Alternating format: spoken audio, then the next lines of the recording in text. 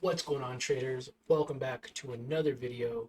Today the markets were a little choppy. Started out in the green, went red, went green, and Bitcoin also below 65,000. So let's go ahead and talk about that today. Dive into our computer. We'll talk a little bit about exactly what happened today. So markets did sell off to $699 on Friday. After hours, we did our Sunday stock talk last night. You could always go back and watch that. And we went over a ton of different key levels for a lot of different companies that you see here on my 2026 um, long or short playlist or um, basically watch list.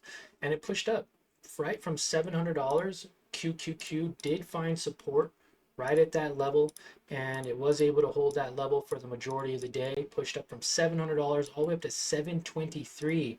Now we're seeing some intraday resistance for today on Monday.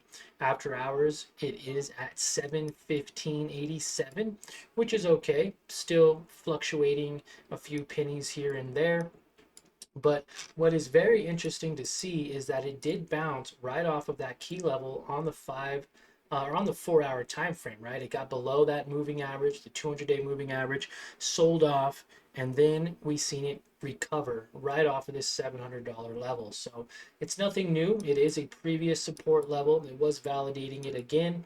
Now leading into tomorrow, is this going to continue to push higher, or is this going to sell off back below this 200-day moving average? I'm excited to find out with you. And if you want to watch me trade live as soon as tomorrow morning at market open, all you have to do is click the first link in the description below. That'll give you access to our Discord, and only exclusively where my LTE team gets to watch me trade live with real money. Now, if you join, it is 100% free lifetime access. So I do want you guys to be aware of that.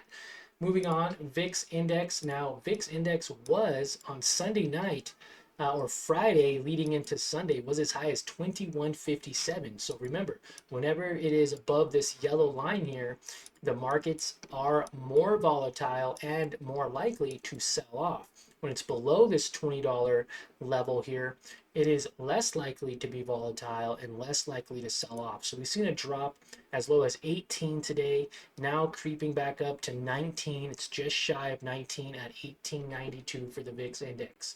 Now, crypto also below 65,000. In fact, it's only at 63,750.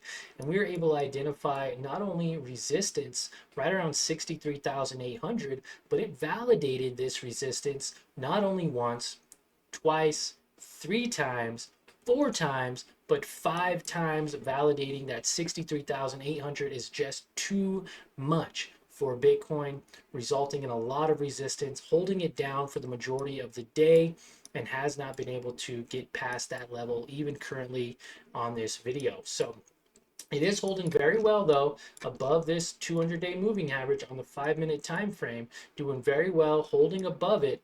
But I'm excited to see what happens overnight and leading into tomorrow morning. Does this begin to fall even lower?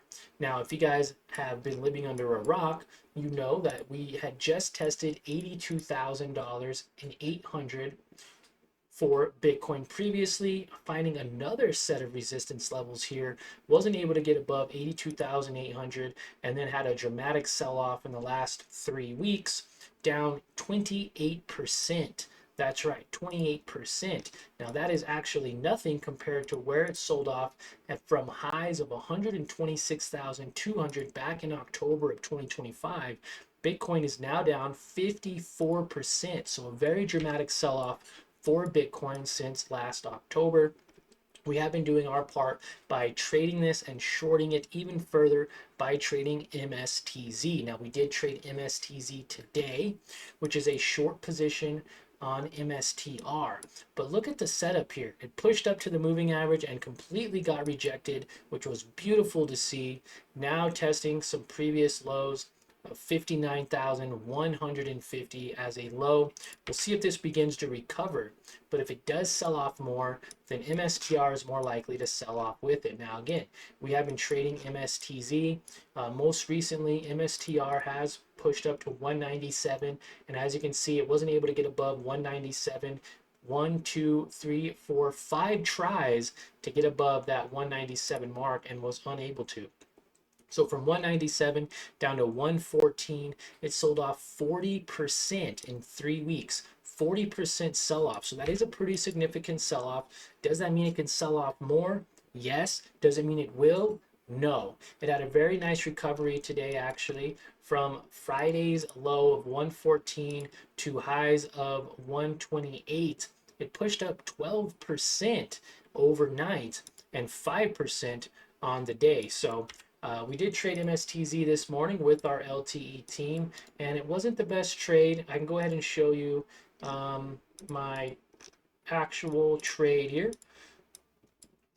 And, you know, to be honest, we lost 18 bucks. 18 bucks. 18 bucks is not very much.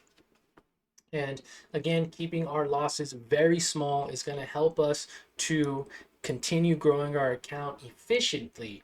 If we're making $100 or $200 a day, losing $18 on a red day is actually insignificant. So remember that.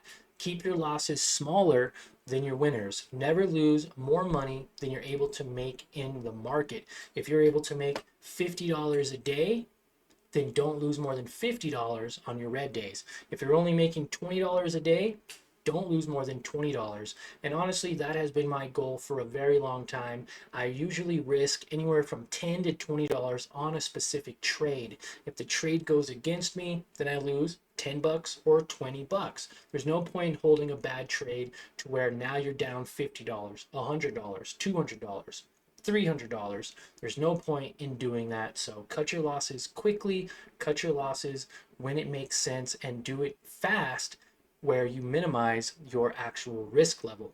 Because when you have good days, you can make $50, $100, $200, and that small $10 or $20 loss means absolutely nothing when it comes to the bigger picture. But nonetheless, I missed this opportunity. I missed this opportunity for looking at the 1 hour time frame.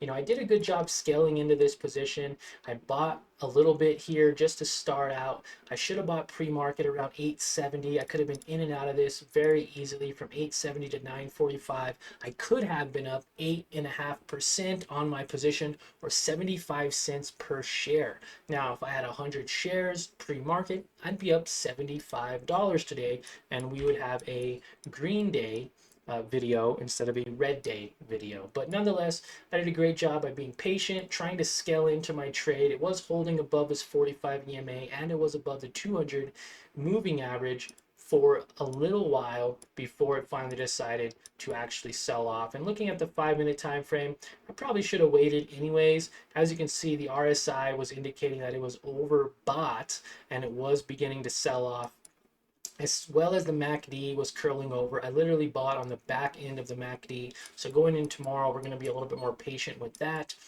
But I did a great job by selling, right? I bought 30 shares around $9.09, $9.33.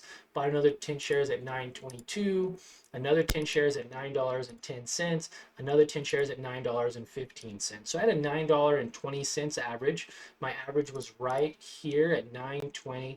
And again, I just wanted to showcase where I bought, and it actually broke below this level here.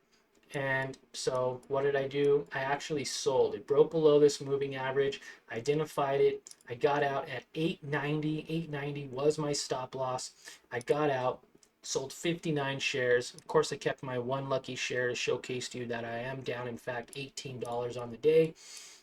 And it actually recovered slightly. If I'd have been a little bit more patient, we would have seen that it was a nice area of 870, went down as low as 850.